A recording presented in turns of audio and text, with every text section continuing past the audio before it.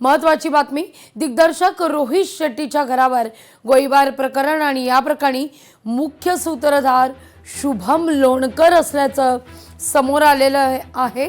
10 दिवस आधीपासूनच घराची स्कूटरवरून रेकी करण्यात आल्याचं देखील कळतंय।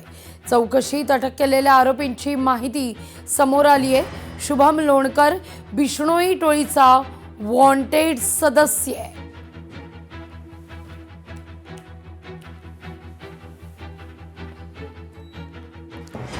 तर बाबा सिद्दीकी, सलमान खान, रोहित शेट्टी गोळीबार प्रकरण आणि तीनही घटनांमध्ये लॉरेन्स बिश्नोईचा सहभाग दिसतोय।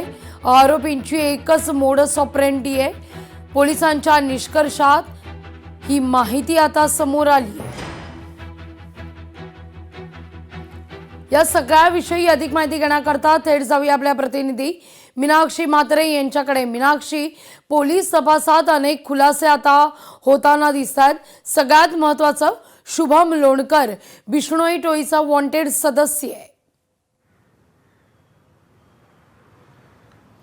लागवी आमदार बाबा सिद्दीकी हत्या प्रकरण असेल किंवा मग अभिनेता सलमान खान आणि रोहित शेट्टी यांच्यावरती घरावरती झालेला जो गोळीबार प्रकरण आहे त्यामध्ये लॉरेन्स बिश्नोई गँगचा संपूर्ण समावेश असल्याचा आता निष्पन्न झालेला आहे। एकूण या सगळ्याच घटनेमागे आपण पाहतोय की अनेक टोळ्या ज्या आहेत त्या सक्रिय झाल्या होत्या आणि पोलिसांच्या या सगळ्याच तपासामध्ये आता लॉरेन्स बिश्नोई गँगचा संपूर्ण समावेश असल्याचं निष्पन्न जरी झालं असलं तरी मात्र रोहित शेट्टीच्या नुकताच घरावरती झालेल्या गोळीबार प्रकरणामध्ये जे 4 आरोपी पकडण्यात आलेले आहेत त्यांचे जबाब जे आहेत ते नोंदवण्यात आलेले आहेत आणि या सगळ्याच जबाबांमध्येच या आरोपींनी जे आहेत ते खुलासे केलेले पाहायला मिळतात।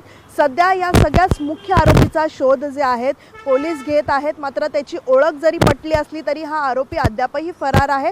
मागील 3 दिवसापासून गुन्हे शाखेचे 12 पथक जे आहेत ते संपूर्ण राज्यात नाही तर देशभरामध्ये तैनात आहेत आणि या आरोपीचा शोध घेत आहेत। अशी देखील माहिती आहे की शुभम लोणकर जो प्रवीण लोणकरचा भाऊ आहे, जेव्हा बाबा सिद्दीकी हत्या प्रकरणामध्ये हा मुख्य आरोपी जो आहे तो घोषित करण्यात आला होता पोलिसांच्या या सगळ्याच तपासानंतर आणि आता रोहित शेट्टी यांच्या या घरावरती गोळीबार प्रकरणामध्ये देखील शुभम लोणकर याचं नाव समोर आलेलं आहे। त्यामुळे शुभम लोणकर हा चीनमध्ये असल्याची देखील माहिती मिळत आहे। मात्र या सगळ्याच आरोपींचा एकच मॉडस ऑपरेंडिंग असल्याचं देखील तपासात निष्पन्न झालेलं आहे। त्यामुळे जेव्हा पोलीस तपास करत होते मात्र या आरोपींनी 10 ते 12 दिवसापूर्वीच रोहित शेट्टी यांच्या घराची आणि आसपासच्या परिसराची रेकी देखील केली होती आणि त्यानंतर पुण्याहून एक स्कूटर जी आहे ती 30,000साठी विकत घेऊन मात्र मुंबईत देखील आणली होती। सध्याची जी माहिती मिळते पोलिसांनी आतापर्यंत या 3 दिवसांमध्ये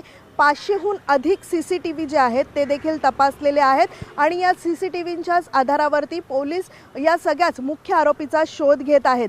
सध्या पोलिसांनी रोहित शेट्टी यांचे जे सुरक्षा रक्षक आहेत सोबतच जे 2 रिक्षा चालक होते ज्यांची मदत या आरोपींनी पळताना घेतली होती त्यांचा देखील जबाब नोंदवलेला आहे। त्यामुळे ह्या सगळ्याच प्रकरणामध्ये अधिकची माहिती जी आहे ती दिवसांदिवस येत आहेत आणि लवकरच पोलिसांच्या हाती जो मुख्य आरोपी आहे तो देखील लागण्याची शक्यता आहे।